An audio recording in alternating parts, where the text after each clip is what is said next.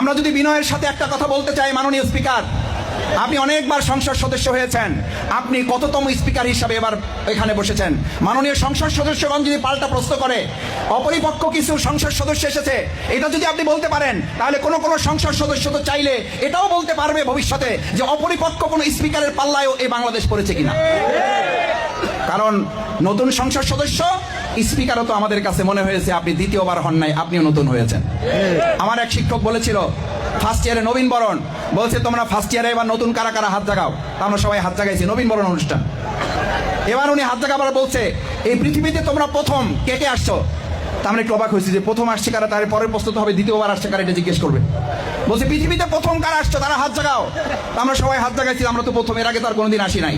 তখন উনি একটা গুরুত্বপূর্ণ প্রশ্ন করেছেন, যদি এইটা ঠিক হয়ে থাকে তাহলে নবীন কিসের? বিশ্ববিদ্যালয়ে ভর্তি হয়েছে, এখন থেকে তোমাকে মনে করতে হবে এই বিশ্ববিদ্যালয়ে তুমি ছাত্র না, এই বিশ্ববিদ্যালয়ে একসময় তুমি ভাইস চ্যান্সেলর হওয়ার যোগ্যতা তুমি অর্জন করতে পারবা, এই সাহস দিয়ে তোমাকে চলতে হবে। সুতরাং নতুন পুরাণের বক্তব্য এর আগে আমরা শুনেছি, হাঁটুর বয়সী ছেলেরা কি করতে পারে? হাঁটুর বয়সের ছেলেরাই তো ফ্যাসিবাদ মুক্ত বাংলাদেশ দিয়েছে। আজকে একই সুরে যদি আবার এই কথা বলা হয় অপরিপক্ক জাতীয় মাননীয় সংসদ সদস্য, এইটা সংসদ সদস্য না, এইটা দেশবাসী ভোটারদেরকে লাঞ্ছিত এবং তাদেরকে অপমানিত করা হয়। কারণ তারা জেনে বুঝেই তাদের পবিত্র আমানতের মাধ্যমে তারা একজন সংসদ সদস্য, তাদের জনপ্রতিনিধি তারা বাছাই করেছেন।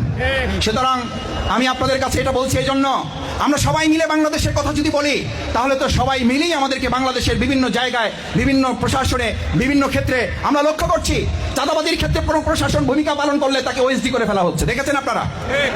সন্ত্রাসের ক্ষেত্রে কোনো প্রশাসন ভূমিকা পালন করলে তাকে সাথে সাথে ট্রান্সফার দেওয়া হচ্ছে। কেন? তাহলে আমরা কি বুঝবো যে এই প্রশাসন, এই সরকারও বা আমরাও যারা, আমরাও আসলে চাঁদাবাজি বন্ধ করতে চাই না। তাহলে কি জনগণ মনে করবে দুর্নীতি বন্ধে কোনো প্রশাসন ভূমিকা পালন করলে তাকে ট্রান্সফার দেওয়া হবে?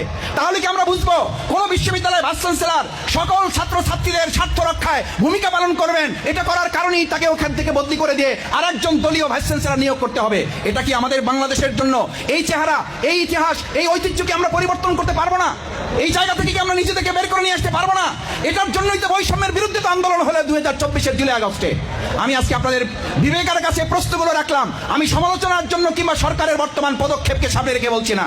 আমি বলছি 2024-এর জুলাই আগস্টের গণঅভ্যুত্থানে আমাদের ছাত্র জনতার যে সবচেয়ে বড় দাবি ছিল কোটা না মেধা। কি ছিল? মেধা যদি হয় তাহলে মেধার ক্ষেত্রে আমাদের বাংলাদেশের বর্তমান সরকার এবং আমরা সবাই মিলে এই ক্ষেত্রে ভূমিকা পালন করলেই কেবল বাংলাদেশটা সামনের দিকে এগিয়ে নিয়ে যাবে। আমি আপনাদের কাছে আশা করি, আসুন আমরা সবাই মিলে এরকম একটা সুন্দর বাংলাদেশ বিনির্মাণে আগামী দিনে পটুয়াখালী পৌরসভা